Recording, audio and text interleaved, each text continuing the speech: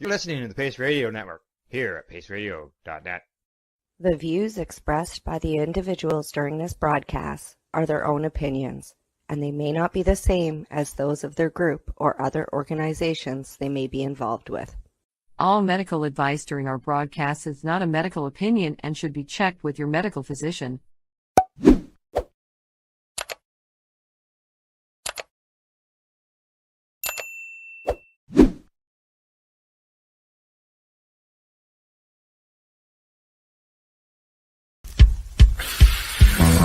Oh yeah, baby, that's lovely.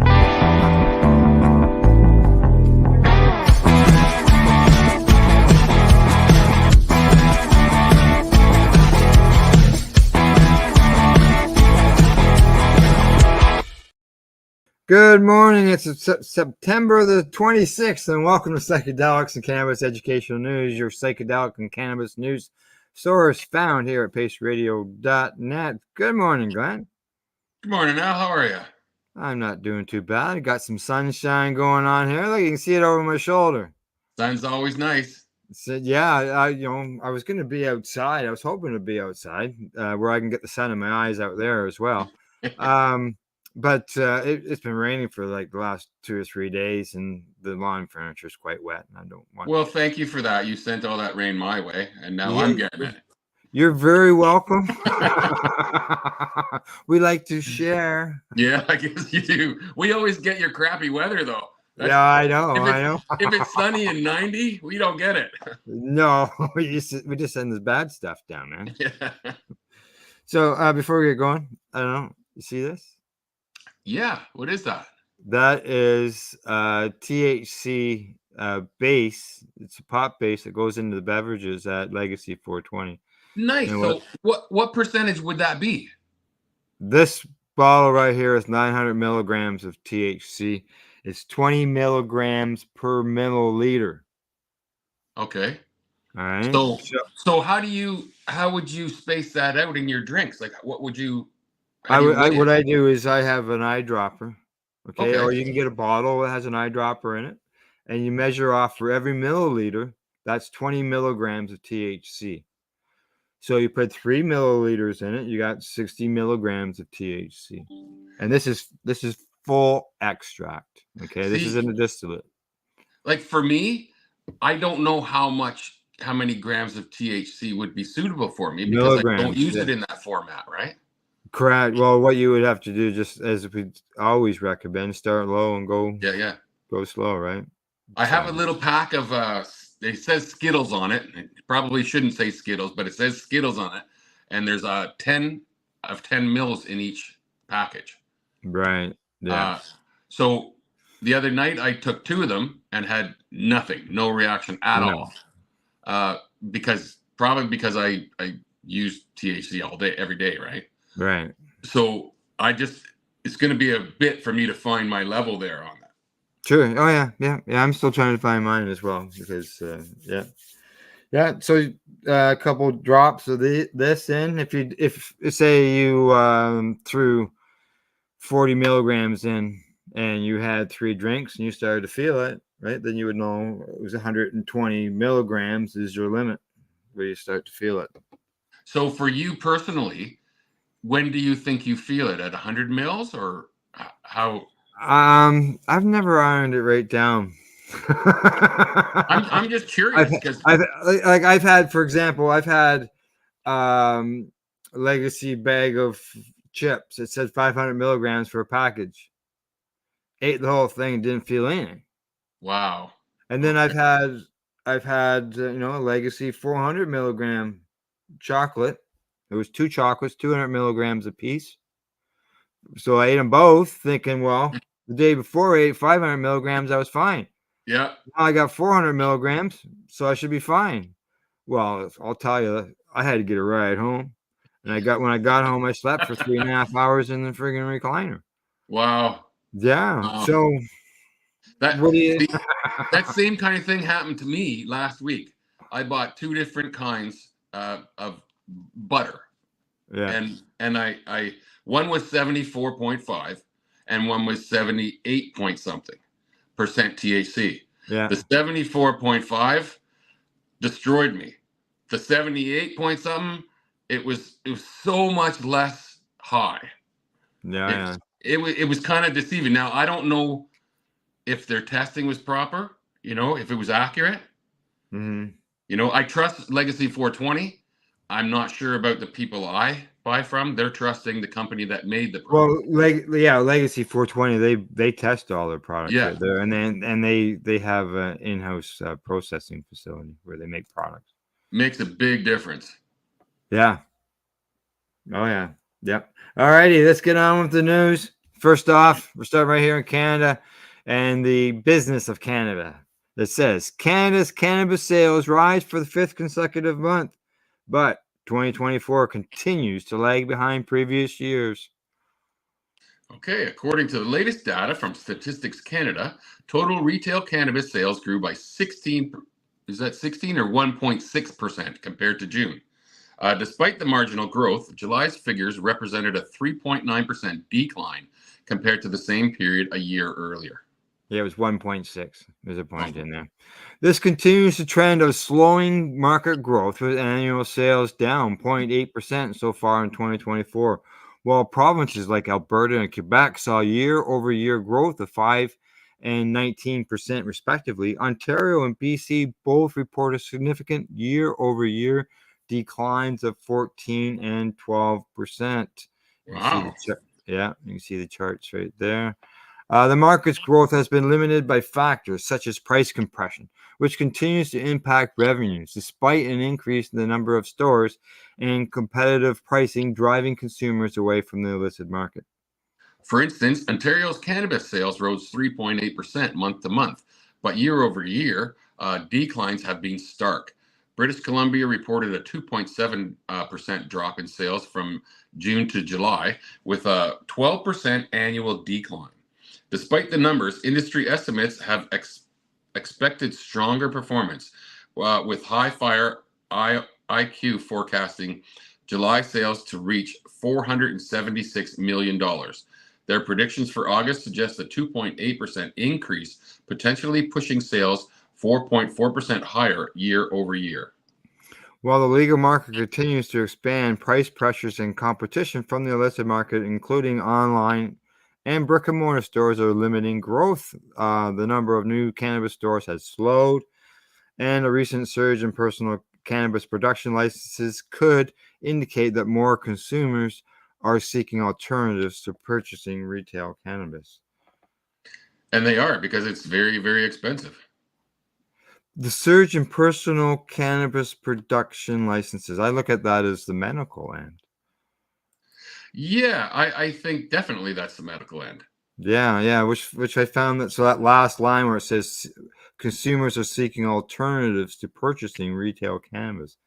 Well, if they're not a patient, they can't go to the medical end. That's for sure. No. Yeah. And I'm sure, like, if you look here, the reserve in town in Fredericton, they do 100 times the business of Cannabis New Brunswick. Oh yeah, I would imagine, like, everybody hears it almost every week here. I was at the place I go to usually every couple of weeks. I was there 2 Thursdays ago, and they had a customer appreciation event, and it was hard just to get in the door. There was cars everywhere. There was people everywhere. There was 10 out front selling flatbread or fry bread. It was amazing. I couldn't believe it. And there's 20 stores within a 3 or 4 block radius. Wow. Yeah, I was at Legacy yesterday. I can tell you one place that had a real big lineup, and that was a gas station that was selling gas at $1.16 a liter. I saw your post. I haven't seen that price in years. And I actually sent it to the wife going, what the hell? We're living in the wrong place now. All right, continue on with the news. Here we go. Marijuana Moment headline says marijuana legalization is an issue for the states, VP candidate Tim Walz says, adding that electing Democrats to Congress will boost cannabis reform. Well, let's hear what he has to say, because I think it should be federally done as well, if you not just the states. But go ahead. did slightly go over this story, so there is some good parts in it too. Okay. Democratic vice presidential candidate Tim Walz said he thinks cannabis legislation is an issue that should be left to individual states, though he added that electing more Democrats to Congress would also make it easier to pass federal reforms like cannabis banking protections, and they have to do that for those banking. Yeah, exactly. Legalization came up as Walz was interviewed in Wisconsin earlier this month by Spectrum News reporter Charlotte Scott, who asked the candidate, should cannabis be legalized across the U.S. for recreational and medical use? And he responded with, well, I think it's an issue for the states for some of those, and that's the way the states have done it. Now, Walz, who is Minnesota's governor and previously served in Congress, replied, dodging the direct question about national cannabis legalization. Walz then highlighted two incremental reform issues: medical cannabis access for veterans who receive health care through the Department of Veteran Affairs, as well as passage of federal legislation that would ease restrictions for banks that do business with cannabis companies. Let's also look like for intercommerce cross-state lines. Cross-state lines. And also, I have noticed the Department of Veterans Affairs is a federal regulated department. Yeah. So the states can't do anything with that. That has to be federal, and the banking has to obviously be federal. If Democrats take control of both houses of Congress, he said, those matters might be easier to address. There's work to be done nationally around the banking issue, he said in the Spectrum News interview that was posted on September 14th. I think that's something that if we get a working Congress who actually wants to solve some issues, then we have the Democrats in charge of the House and the Senate. We can start to see if some of those things make sense. Yeah, exactly. The House under Democratic control has passed cannabis banking legislation 7 times. But the reform was repeatedly stalled in the Senate under both Democratic and Republican majorities, though it did advance from committee in the chamber for the first time last year. 7 times. 7 times. The candidate notably stopped short of pledging to pursue federal legalization if elected to the White House, although both he and his running mate, current Vice President Kamala Harris, have taken steps in the past to support legalization.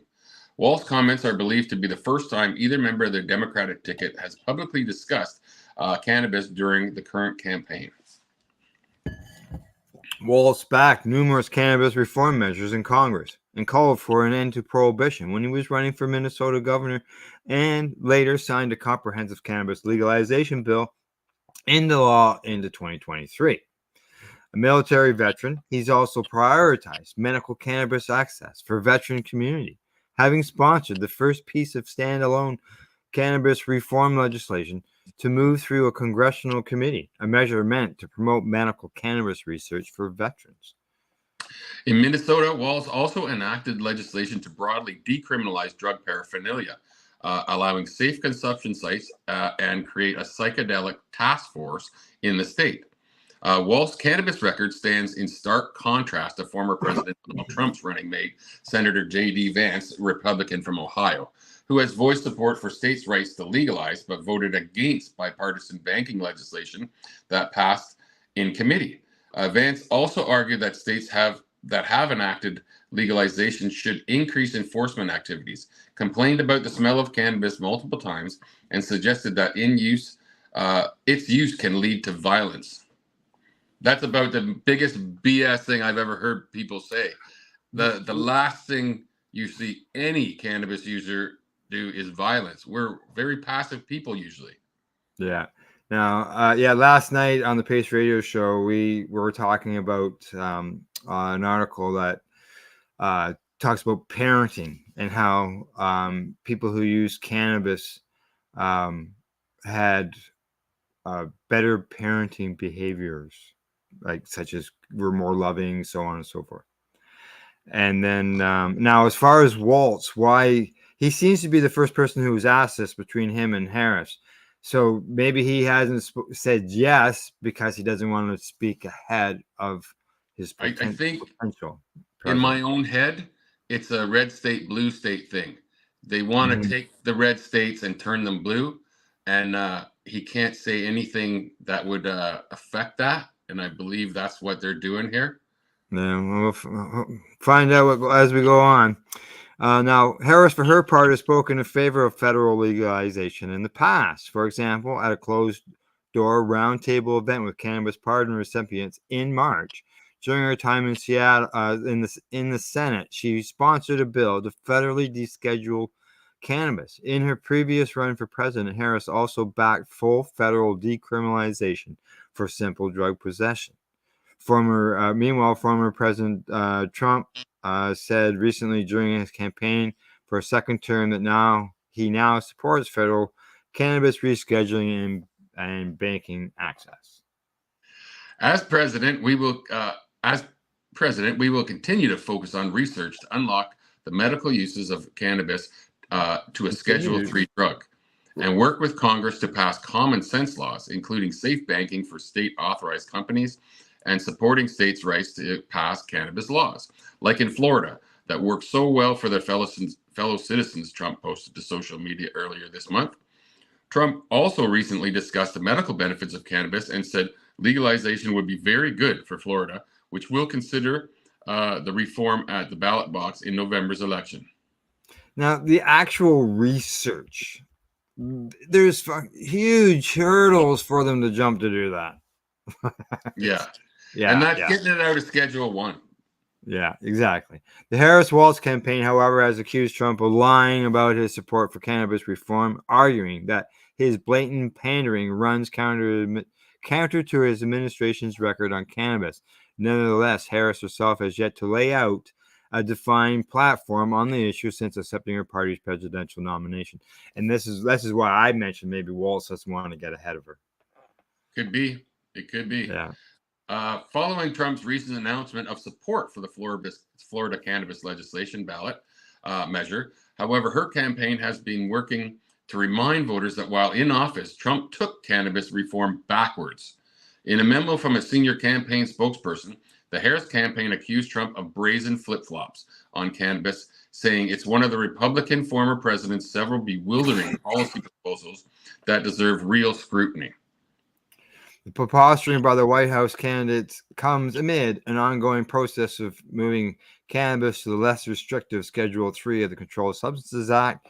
The Department of Health and Human Services this spring recommended moving cannabis to the Schedule III, but the action faced resistance from the DEA, which has scheduled a hearing for the proposal for December the 2nd, which is actually after the election, raising concerns that the process will not be completed until after a new president is inaugurated, which I can see that happening.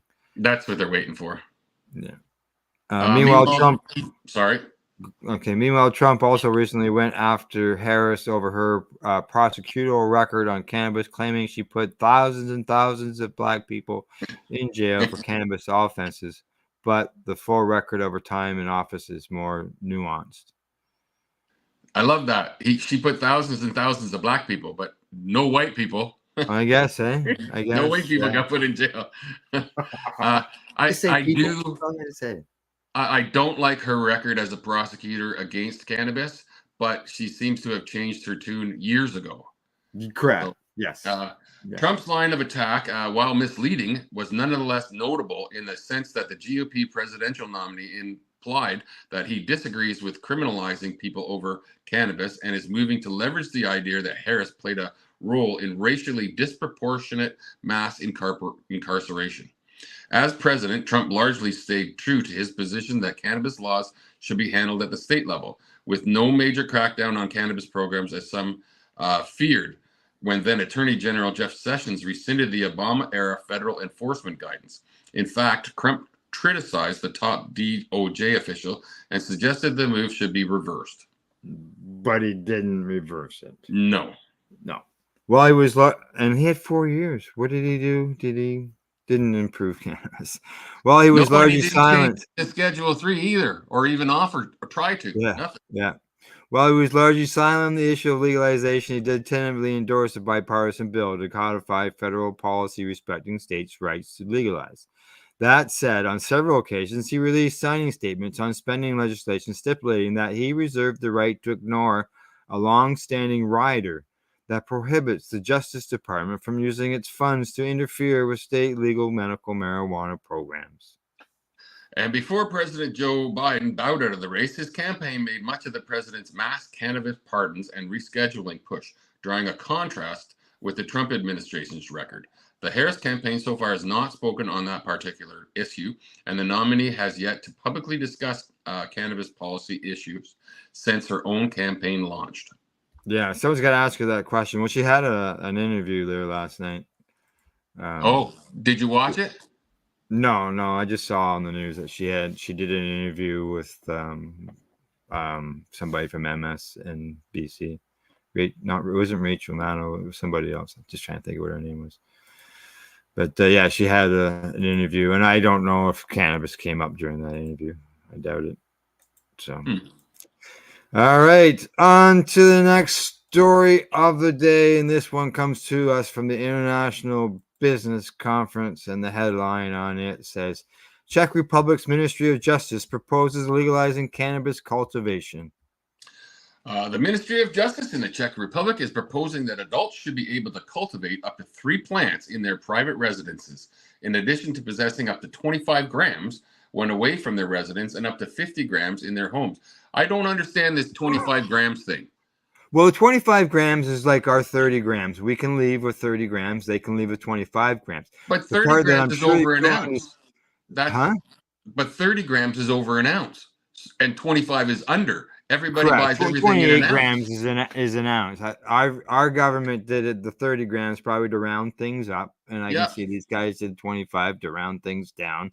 But you know what's going to happen? That's not the disturbing part. That's not even the disturbing part, Glenn. Yeah.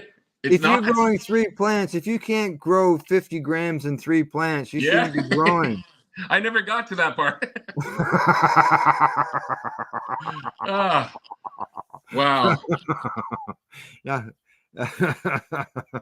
Yeah, exactly. It's just 50 grams that are 3. That's like the law that the regulation that we had here at one time. The proposal was the law. The tallest a plant could be was 100 centimeters. Yeah. I brought some seeds back from Jamaica one time, and I grew the plants in a room, and they grew up to the ceiling and across the ceiling and back down the other side. They were so high. Exactly. Okay, continue the story. According to the draft, the new criminal regulations, which the ministry sent to the government for consideration, people over the age of 21 could grow cannabis for their own use, Novinsky stated in its local reporting. Just translated from Czech to English. Yeah. Now, in this regard, the proposal reevaluates the question of what actions should be criminal at all and liberalizes today's regulation, where some of the actions today are considered criminal offenses, and then legalize some actions completely, the ministry said in a preliminary report. What is being proposed in Czechia is similar to what was implemented in Germany earlier this year, from cultivation, plant limit, and possession limit standpoints. However, the proposed legal age of 21 years old differs from what Germany adopted and is similar to what's in place in 24 states in the U.S. In addition to the ministry's proposal to legalize adult cultivation and possession, the ministry also wants to change Czech's law to set a threshold of 5 cannabis plants, 100 grams of dry matter when a person has it at home, or 50 grams when it's outside their home, as the difference between a lower offense and a crime. So now we're going to 5 cannabis plants with only 50 grams. Yeah, well, that's not 50 grams. That's 50 grams to be able to walk around with. Yeah, that's a big difference. The 100 grams. That's double to what they had before at the 25. But this 100-gram limit for dried in your home. Sorry. The ministry's proposal does not appear to include regional adult use cannabis conference pilot trials or cultivation associations, at least at this time. Cultivation associations are part of Germany and Malta's legalization models, and Germany is pursuing the launch of pilot trials. Pilot trials are already operating in the Netherlands and Switzerland. Now, in July of 2024, the International Cannabis Business Conference was provided a leaked document by local activists in Czechia of a policy modernization plan that included regional adult use cannabis commerce pilot trials and cultivation associations. The current prohibition leads to the fact that there are more than 1,000 people convicted of cannabis crimes in prisons, which burdens the state budget with costs over Czechoslovakian 700 million per year, emphasized Thomas Vazma, a member of the Rational Regulation Board and chairman of the Safe Cannabis Association, in a press release provided to the International Cannabis Business Conference in July. The Registered Association Rational Regulation, which is called RARE, was established at the beginning of 2024 with the aim of supporting rational cannabis regulation in the Czech Republic, based on scientific knowledge and the best foreign experience. Its founders are the Czech Industry Cluster, Czech Hemp, the Legalizing Association, and the Safe Cannabis Association, which brings together producers, distributors, and consumers of hemp extracts and hemp products. Yeah, he goes on to say, this is Vimazel, goes on to say that the new legislation would lead to a significant decrease in the number of persons prosecuted, convicted, or imprisoned for possession and cultivation of cannabis, which would result in annual savings of up to about 1.2 million Czech dollars. A limiting factor in all legalized European nations, which will also presumably prove to be the case in Czechia to some extent, is current European Union agreements. EU policies limit the level of adult use cannabis commerce that can be conducted within its member nations to cultivation associations and research pilot trials. According to the European Monitoring Center for Drugs and Drugs Addiction, nearly 30% of Czech adults have consumed cannabis at least once in their lifetimes, and 11.1% report having consumed cannabis within the last year. The average rate of a once-a-year consumption across Europe is 8%, according to the EMCDDA data. There you go. Interesting. Hopefully, another country jumps on board. People can grow their own. Some weird numbers in that story. What's that? Some weird numbers in that story. Yeah. And let's just hope reality as it goes through the process and through committees, that people realize that plants can produce more than 100 grams or even 50 grams. Yeah. And then at the end, they were talking about 5 plants and 100 grams. Yeah. Well, even the 3 plants will give you more than 100 grams. Like, it's just, what do you do about a plant that produces, just by genetics, a pound or 2 pounds? Not. I'm sorry. Yeah. I was a It just grower. kept growing. It just kept growing. There's nothing I could do. I couldn't control it. Yeah. All right. Last story before we go to a break. And this one comes from UPI.com. Psilocybin may curb mental illness linked to eating disorders. Psilocybin, the active chemical in magic mushrooms, significantly reduced symptoms in people with body dysmorphic disorder. Okay. Researchers reported Tuesday in the journal Psychedelics. BDD causes an obsessive preoccupation with perceived flaws in one's physical appearance and is frequently tied to eating disorders and other unhealthy behaviors, researchers said. For this pilot trial, 8 people with hard-to-treat BDD received a single 25 milligram dose of psilocybin.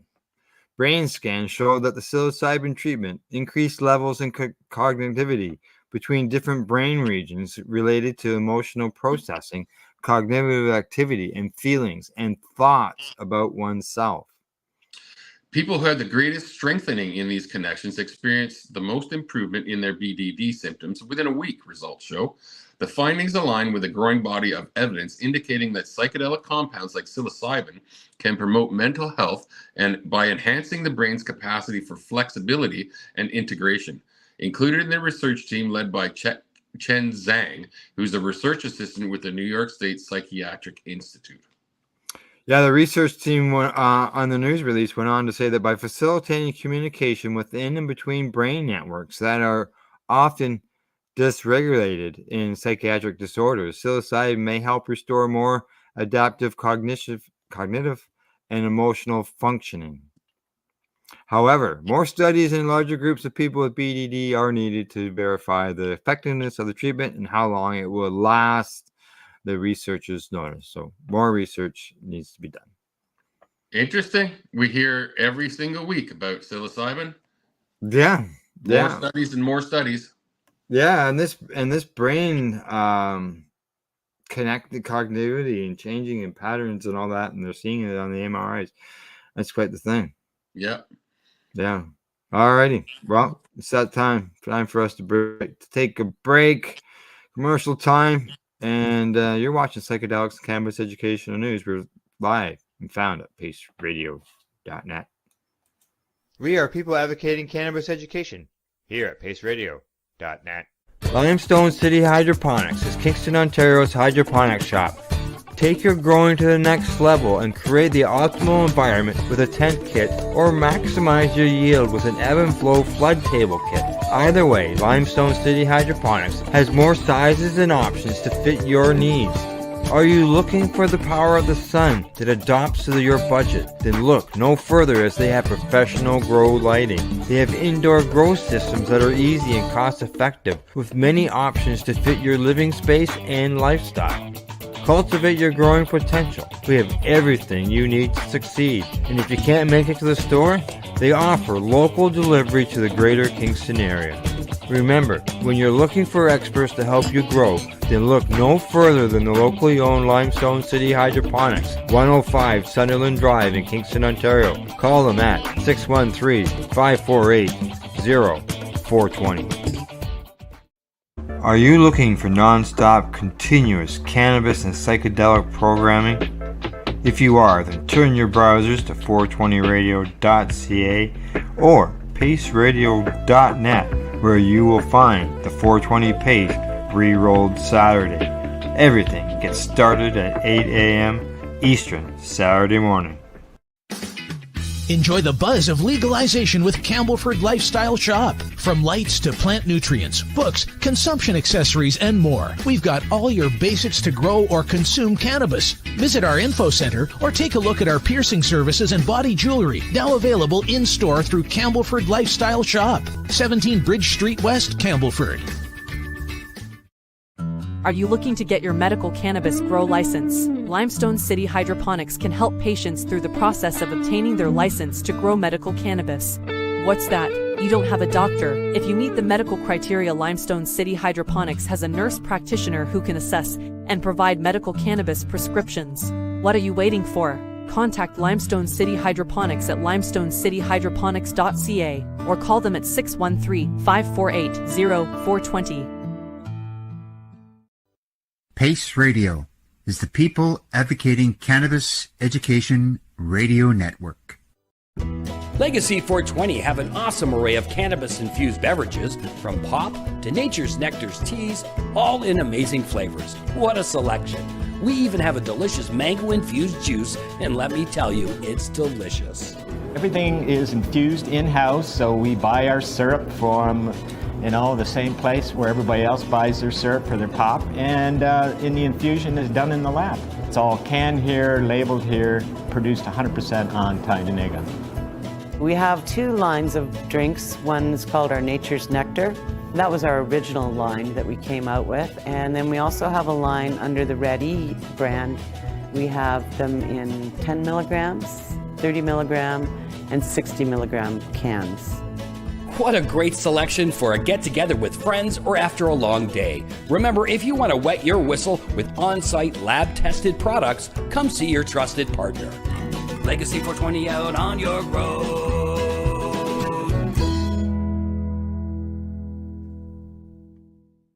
You're listening to the Pace Radio Network here at paceradio.net.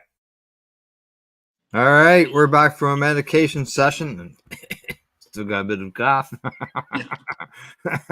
And we've got a few more stories to discuss today, and we'll get started at it right away. Here we go.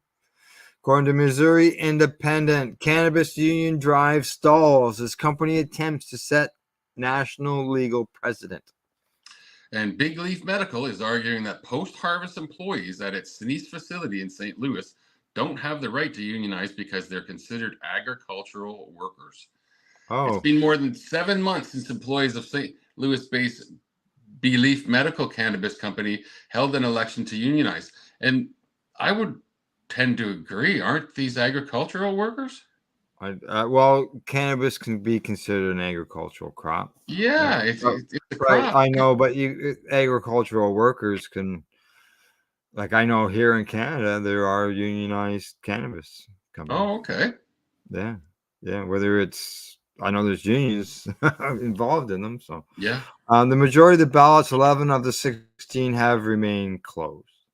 And now, according to Will Brandom, a post-harvest technician at the company's Since facility in St. Louis, says that it's been quite a while. We're just like, what is happening? Why is this happening? We're just kind of in the dark waiting. The reasons behind the delay is likely that Brandom and his fellow post-harvest team members exist in a gray area in national labor law, which could change if the union drive is successful. Not long after Brandom and other employees filed their union petition last September, the company argued before the National Labor Relations Board that the employees aren't manufacturer workers, they're agricultural workers. Agricultural workers don't have the right to unionize under the country's labor laws. But Bradenton and his fellow employees, along with regional director of the NLRB, believe they're more like workers at tobacco processing plants, who courts repeatedly have found aren't agricultural workers. But I can see both ends. Yeah, this might be split up into two sides, because the people that are actually growing the plants, not the people that are processing them, are agricultural workers as far as I can see. Yeah, but I can see where they come back at the tobacco end, right? Yeah, like the people who are processing the plants, who are actually cutting them, that's a different thing. That's a manufacturing job, right? Yeah. Well, as Brandom says in the next line, he says, "I've never touched a living plant at work." Yeah. The company has taken this fight all the way up to the National 5-member board, asking them to set a national precedent on whether employees who process the dried cannabis plants have the right to unionize. Well, it'd be the same as tobacco. They're processing it. Once it's at that stage. They're not in the field. Why not? Yeah. They're not the farmer. Yeah. It's weird because they might have to split these people up, the people who grow them and the people who process them. Yeah, who knows? But, and then it's likely that why it's taken so long for the regional director of the NLRB, who twice sided with the employees to open the ballots, said St. Louis labor attorney George Suggs. This is a unique situation. There's no reason for the regional director to get out in front by opening those ballots, Suggs said. Ultimately, the board will resolve it. But that doesn't mean the fight would be over, Suggs says. If the national board sides with the employees, then the company will likely refuse to bargain in order to land the decision in a federal court. That's where it's going. Employees have the ability to string out the results of a campaign, especially among businesses where there's lots of employee turnover, Suggs said. By the time there's a resolution a couple years down the road, he said, union support has eroded. That's the tactic. That's what employers have been doing over the 40 years that I've been practicing labor law. I know of a business that closed the doors to employees, and they kept continuing, and then a year later, the union that was there just sort of walked away. I watched so many plants close. This was 15, 20 years ago, around 2009, somewhere around there, when we were having a bad economic time. And it was because the union they wanted more, and the company's saying we're making way less than we were last year. So they just closed plant after plant after plant. Okay, continue with the story. It just seems like they're trying to push our jobs more and more in the direction of quote unquote farmers, said Ahmad Gigi Haynes, a post-harvest technician at B-Leaf Medical's Sense facility. He said the company has hired temp workers to do the manufacturing work, including packaging, and that he and other union members were doing before. Oh, they're trying to get around it that way. The company began hiring temps right after the employees filed a petition to form a union in September of 23. According to a recording of a recent staff meeting led by a company human resources representative, at the meeting, the HR representative said Belief has burned through 150 temporary employees since October. Wow. He told the temps they shouldn't expect to be hired on full-time anytime soon, but they should still feel part of the team. Twice so far this year, NLRB Regional Director Andrea Wilkes, who oversees a swath of 6 states in the Midwest, has ruled that post-harvest employees' work is similar to that of employees in a tobacco processing plant. Removing the veins from tobacco leaves and fermenting the leaves has been held to be outside the definition of agriculture under federal labor laws, Wilkes wrote in her January 25th ruling. Now, the company's response to her decision indicates the union employees likely have a long fight ahead of them. Now, according to a February 13th letter from Belief's attorney to Wilkes, the company plans on fighting their employees' unionization efforts all the way to the federal court. And according to the board, it says here in the letter, it says, although we understand and respect the board's recent decision on this issue, we are preserving this issue for presentation to the United States Court of Appeals for the 8th Circuit. The company can go into court by refusing to bargain with the union, creating a technical violation, Shug said. That will lead to filing a petition for review in a federal court, Suggs said. So then they can challenge the underlying issue in this case, whether they are agricultural workers, in front of a bunch of federal judges.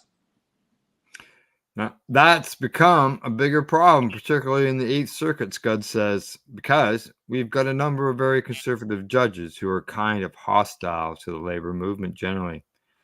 Now, Shannon, lead organizer with the UFCW Local 655, said it's obvious that this has been the company's plan all along.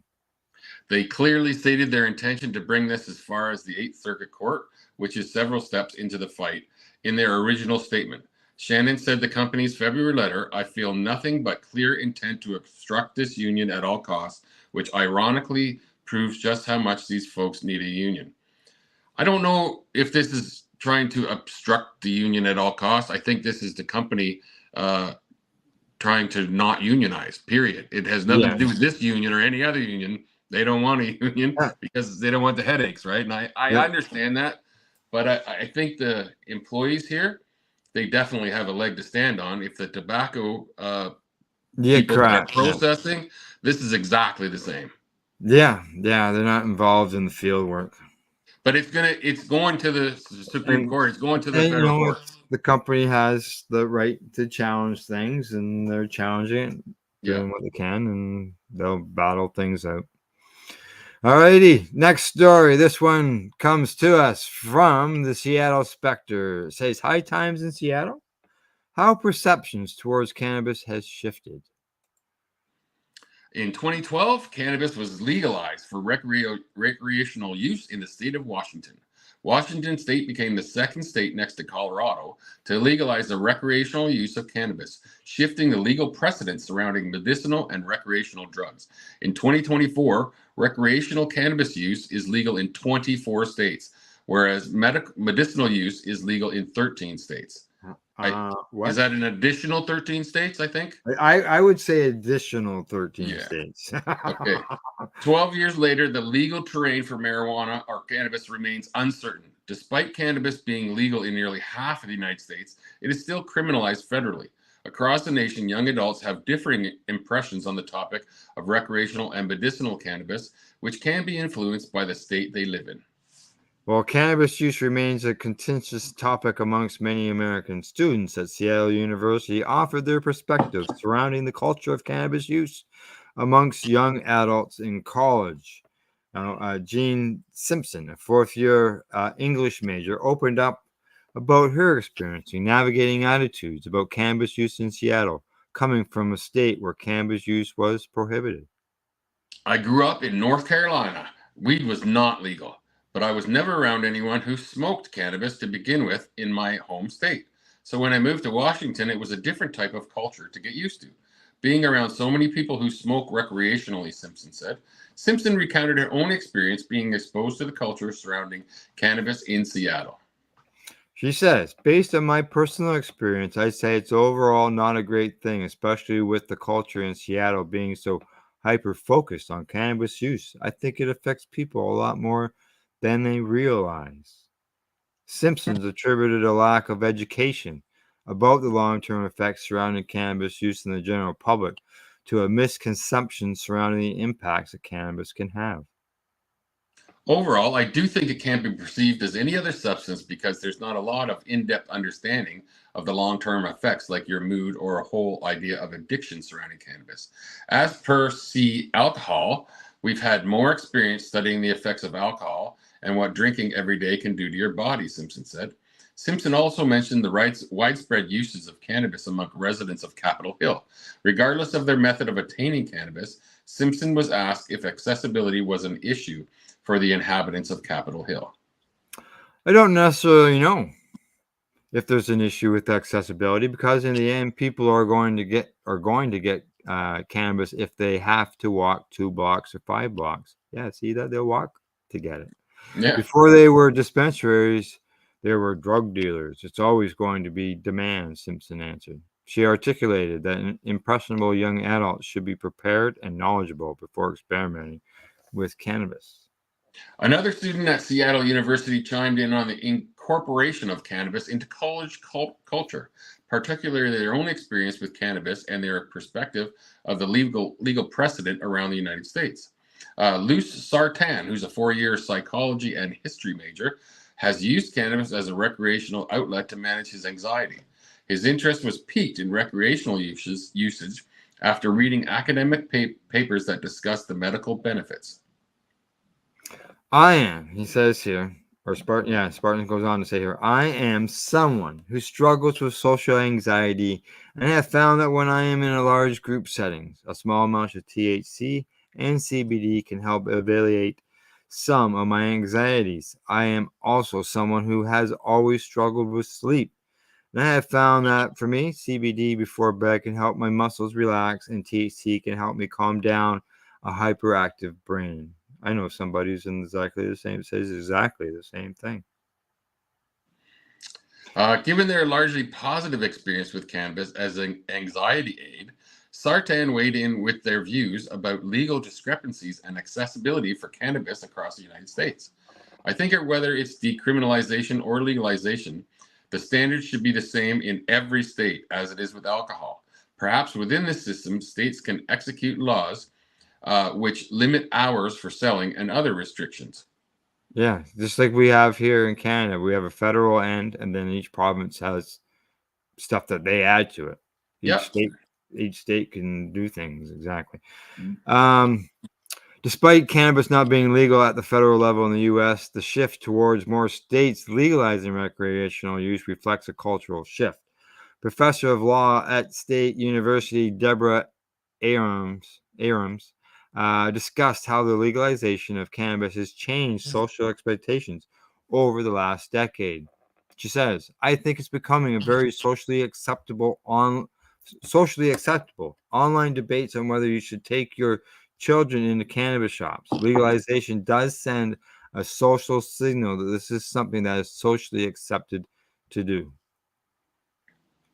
It's socially acceptable to take your child into a liquor store. Yeah, it is, and it's socially acceptable to take your child into a restaurant and order a beer while you sit there and have chicken at Swiss Chalet. And in my mind, alcohol is way, way worse for your mental stability and your health. There's no comparisons. When she spoke to Washington State's advancements in the legalization of cannabis use, highlighting how legalizing cannabis in Washington State for recreational use established a new and complex legal precedent in regard to cannabis in the state of Washington. We were on the leading edge of states that legalized cannabis for recreational use. We were a little later than other jurisdictions that legalize it for medical use. Legalizing it for recreational use carries a different social message than legalizing it for medical use, Aaron said. Mhm. She also revealed how prior convictions related to cannabis possession posed uncertainty and major difficulties for people with backgrounds related to cannabis prior to the legalization period. She says, when we did it, we didn't do anything for people who already had convictions. And so we had a lot of people who were walking around with convictions for possession, for basically just using cannabis. Now their behavior would be perfectly legal, and we don't think about it as a social harm at this point. Aaron's mentioned how the current legal landscape was not accommodating individuals with past histories with cannabis. At the time we legalized, we didn't think through the kinds of ongoing repercussions for people who had convictions already. Well, give them a pardon. Done. Done. Yeah. The legalization of cannabis in Washington state has had a profound impact on the culture and social customs surrounding the recreational use of cannabis over the last 12 years. As the cultural landscape continues to shift and new laws are proposed and challenged, the societal impacts of cannabis use will continue to adapt. I think anywhere where it's been legalized for recreational use, they should immediately pardon everybody who's been convicted of it. Yeah, I'd like to see that. Don't be forcing them like we did here in Canada, and they're still doing here in Canada, forcing them to do the slow process.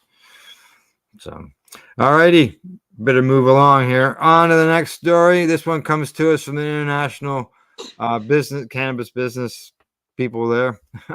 Global cannabis seeds market projected to reach $6.5 billion by 2031. $6.5 billion in just seeds. Just seeds. The global cannabis seed market is projected to experience significant growth between now and 2031, according to a market report by Allied Market Research.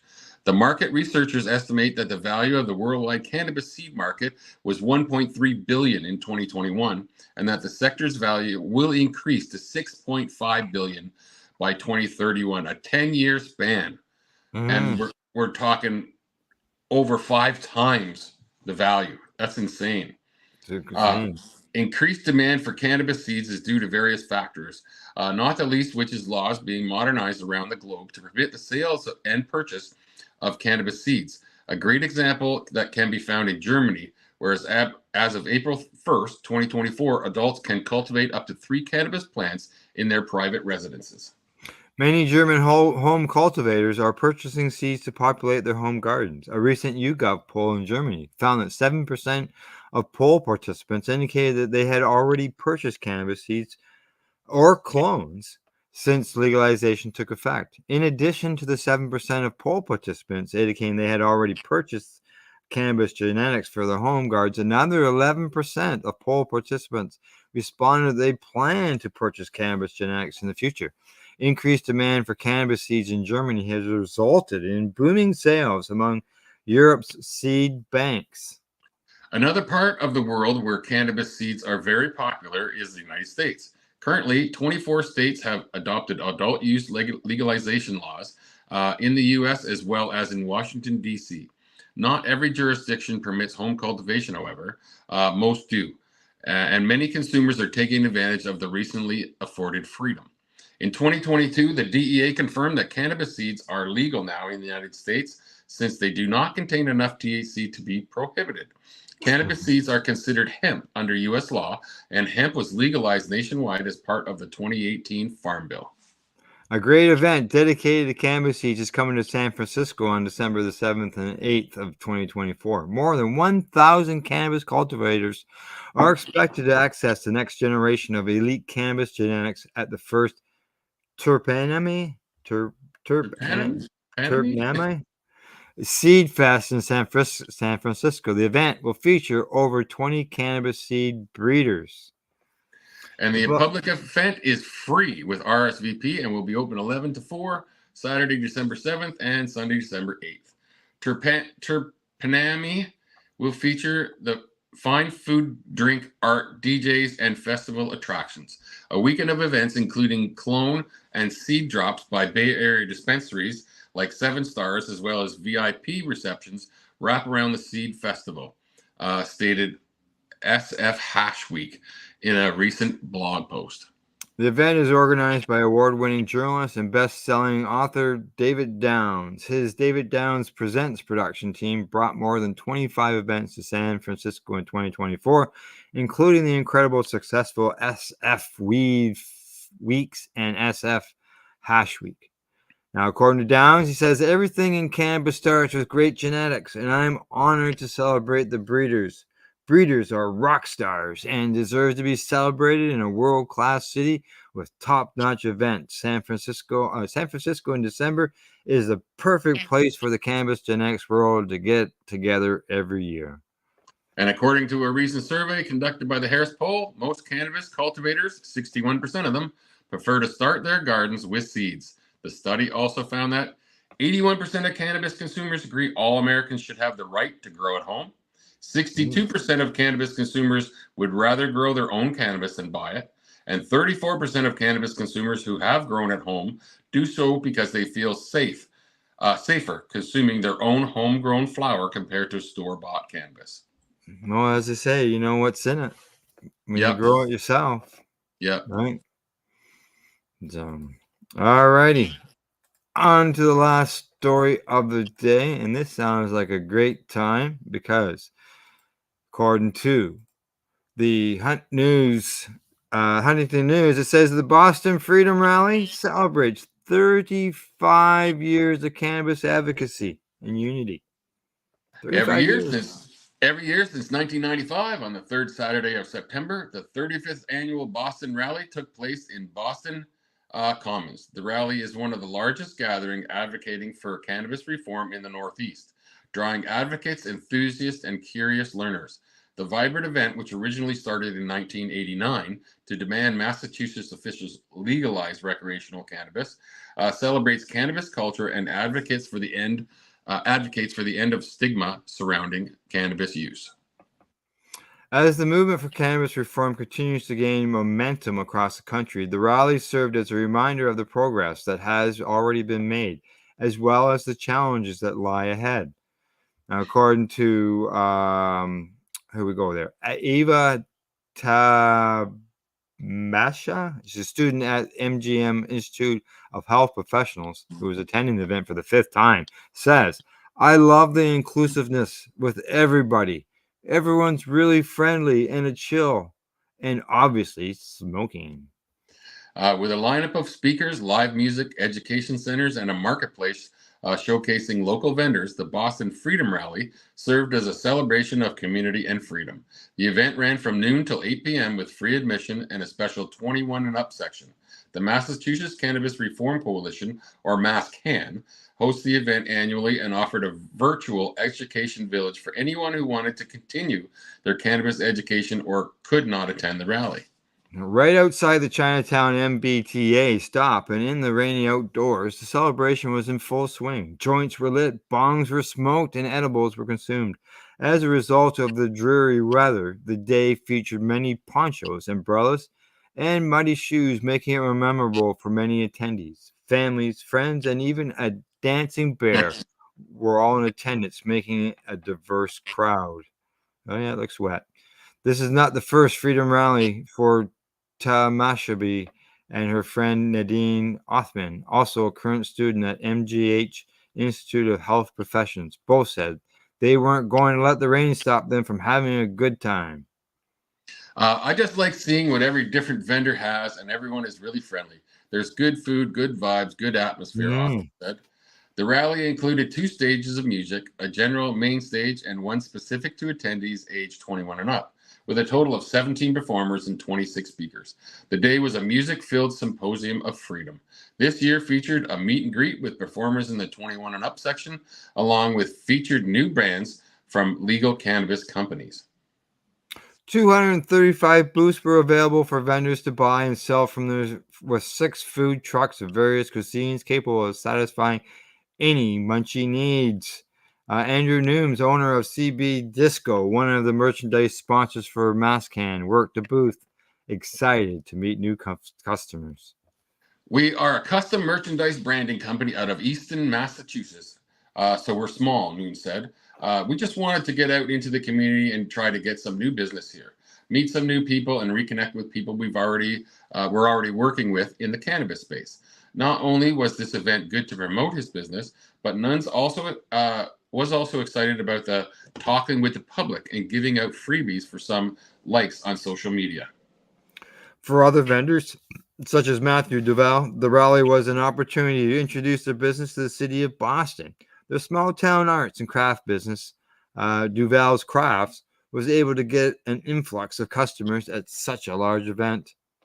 Now, Duval says that HempFest is a well-known organization. There's a lot of people here, so it's super good for our business to try to make some sales. I also like the openness and education. Despite the poor weather and muddy conditions, Security Officer Sarah Smith said it's been a smooth day. This year's theme, Keep the Joint Rolling, continued advocacy, proved to be true to dancing bears and families alike. Whether someone is a cannabis user, learner, or merely there to spectate, there were plenty of activities to participate in and ways to find enjoyment. There you go. Sounds like a great time. It reminds me of the old Freedom Festivals that were held at the Global Marijuana March with the 2 stages, speakers, bands playing, everybody in the crowds. Yeah. I like they had 200 and some odd booths, that's pretty impressive. Yeah, it is. That's 235 booths. That is impressive. That's a lot of booths. Yeah, I hope they fill them all. Yeah, hopefully. So, anything before we say goodbye? Peace off. From the Legacy420.com news, that's the news for today. We hope you found it educational and informative. Thanks to Legacy 420, Campbellford Lifestyle Shop, Limestone City, Hydroponics.ca, as well as At-Eze.ca. Catch our next broadcast Monday at 10 a.m. Eastern Time, same place, same channel. And don't forget to educate, medicate, and do not incarcerate. You're listening to the Pace Radio Network here at paceradio.net. The opinions of the individuals during this broadcast are their own, and may not be the opinions of their group or other organizations they may be involved with. All medical advice during our broadcast is not a medical opinion and should be checked with your medical physician.